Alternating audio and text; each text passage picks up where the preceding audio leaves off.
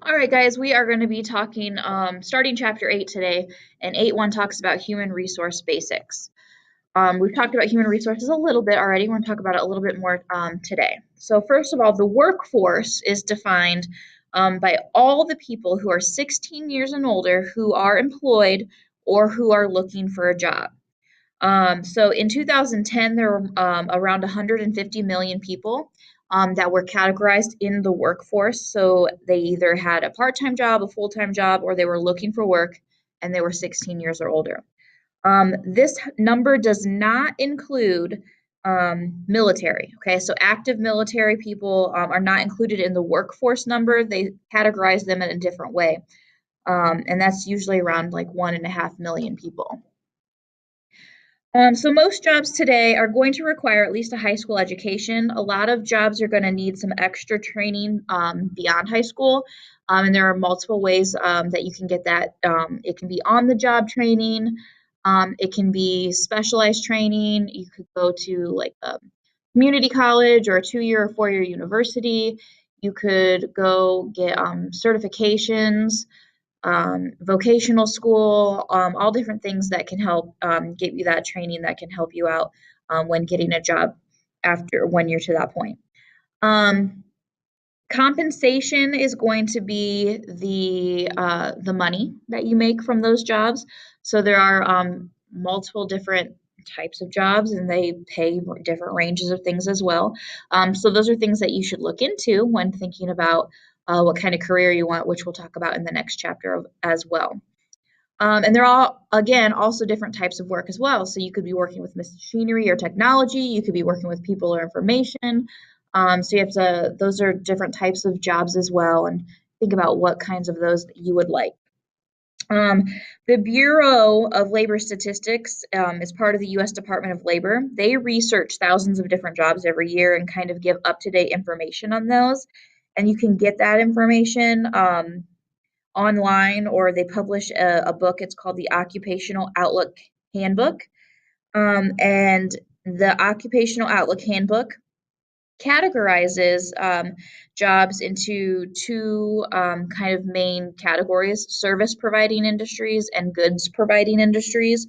So the service providing industries includes businesses that perform services that satisfy the needs for other businesses and consumers. Service companies could be like healthcare facilities, insurance companies, banks. We've talked about the difference between service and goods producing. Goods producing industries include businesses that produce or manufacture products used by other businesses, and that can be construction and manufacturing, mining, and agriculture as well.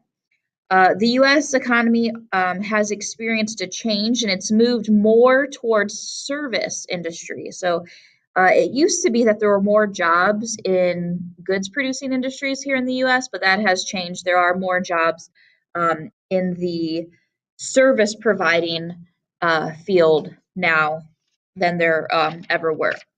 So service providing industries, here's a list of some things that can be up there: trade, transportation, utilities, information, financial activities, professional and business services, educational and health services, leisure, hospitality, and there's a lot more as well. I'll go back to this for 1 second. So occupation has also referred to in two very broad types of terms as well.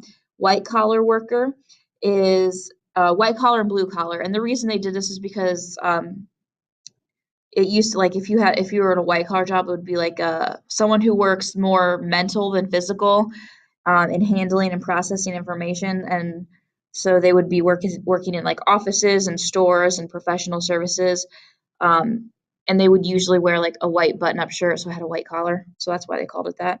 And a blue collar worker, one whose job involves a great deal of physical work, including operation of machinery and equipment or other production activities. And the reason they called it that is because they used to have like uniforms or jumpsuits, and they tend to be blue. My grandpa, he still has a lot of it. Like, it was what he wore every day for like ever, this blue button-up shirt. And he still wears those blue button-up shirts. So goods producing industries They can be natural resource mining, construction, manufacturing. They are going to produce some sort of like good for us. So per occupational categories as well, so different categories that can fall, and there's a lot of different categories that jobs and careers and occupations can fall into, but here's some of them: professional, service, construction and extraction, management, business and financial, installation, maintenance and repair, office administrative, sales, transportation, farming, fishing, forestry, production. So some of the different categories that they have. And then again, here's a little chart too that kind of shows you, like we said before, that there's a lot more jobs open in like the service fields than there were in goods producing fields as well.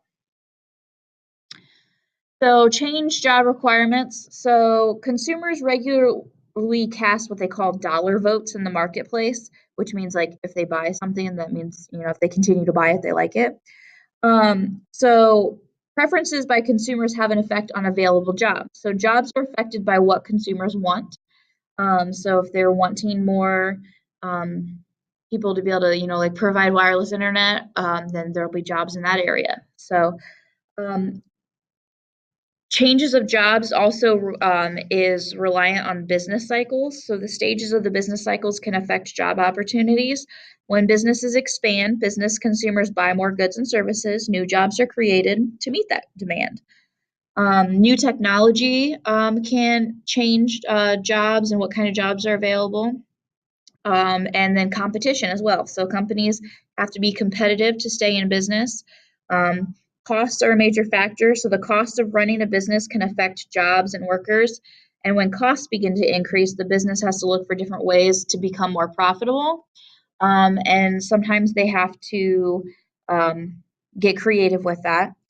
So downsizing is one of those. So downsizing is a planned reduction in the number of employees needed in a firm in order to reduce costs. And then outsourcing is another way to reduce costs as well, which removes work from one company and sends it to another company that can complete it at a lower cost. And a lot of times places will outsource like their payroll. Instead of hiring a payroll person, they'll outsource it to a bigger company, and they're able to save money that way.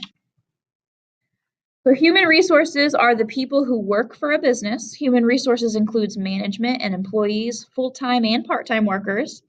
People that are like temporary position or seasonal workers, they're all part of the human resources. Most good-sized businesses, medium to large-sized businesses, are going to have a human resource department that devote their time to the different human resource activities that they have to fulfill.